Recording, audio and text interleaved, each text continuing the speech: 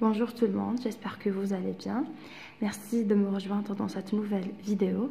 Alors aujourd'hui, dans ce cours, on va s'intéresser à la psycholinguistique. C'est un module très important en Master 2, didactique des langues et des cultures. Et donc voilà, c'est parti. Alors commençons par la définition de la psycholinguistique.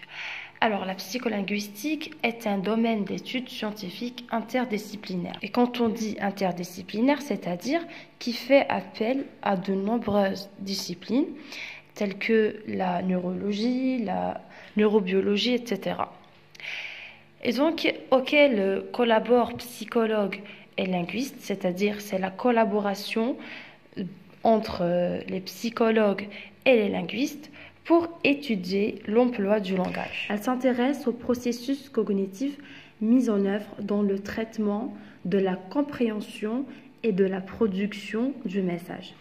Cela veut dire que la psycholinguistique s'intéresse aux processus cognitifs pour étudier la compréhension et la production du langage. C'est-à-dire qu'elle s'intéresse aux émetteurs et aux récepteurs, où l'on va étudier d'une manière détaillée le traitement de l'information en ce qui concerne la production et le traitement de l'information en ce qui concerne la compréhension.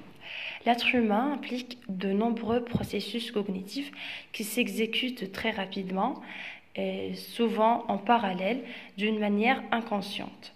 Et donc la psycholinguistique est là pour chercher à caractériser ces opérations mentales qui se déroulent dans le cerveau de l'être humain lors du traitement de l'information. Donc la psycholinguistique, comme nous avons dit avant qu'elle s'intéresse à la langue, elle va étudier la phonologie, la phonétique, le lexique, la syntaxe, la morphologie, la sémantique, la pragmatique, etc. Phonologique, c'est-à-dire comment les mots se prononcent. Syntaxique veut dire comment les mots s'organisent dans les phrases selon les règles. La sémantique renvoie à la signification. Elle étudie aussi les aspects implicites du discours, ce qui n'est pas dit. C'est le niveau pragmatique de discours. Par exemple, dans un contexte social particulier, je vais me poser la question comment j'adapte mon discours et mon expression orale en face des autres. Les objectifs de la psycholinguistique. Alors, la psycholinguistique cherche à comprendre la nature et l'organisation des processus cognitifs et des représentations qui sont utilisées dans les différentes activités langagières, lire, écrire, parler, comprendre, apprendre une langue, etc. 2. Comprendre si les processus et les représentations sont communs ou spécifiques aux langues, aux individus, c'est-à-dire est-ce qu'on va utiliser les mêmes processus cognitifs chez tous les individus, c'est-à-dire s'il y a une différence d'âge, je vais me poser la question, est-ce qu'un enfant acquiert de la même manière qu'une personne âgée? Nous avons l'état émotionnel, c'est-à-dire si la personne est fatigué, est-ce qu'il va assimiler, est-ce qu'il va comprendre le message et acquiert l'information et les connaissances comme une personne en forme? Les niveaux d'études, on va se poser la question, est-ce qu'une personne instruite va acquérir de la même façon qu'une personne analphabète?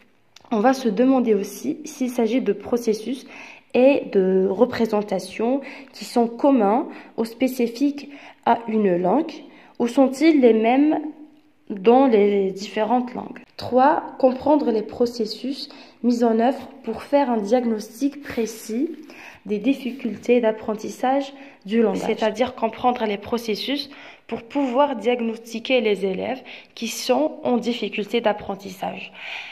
Car le rôle de l'enseignant, c'est d'aider les élèves, ou bien le minimum, de les orienter vers un spécialiste. 4. Améliorer les apprentissages.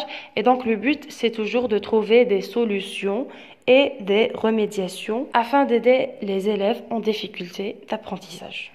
Méthode utilisée. La méthode principale, c'est la méthode expérimentale. Et la méthode expérimentale est une démarche scientifique qui consiste à contrôler la validité d'une hypothèse au moyen d'épreuves répétées. La méthode expérimentale s'effectue en 5 étapes principales. 1. Faire une observation.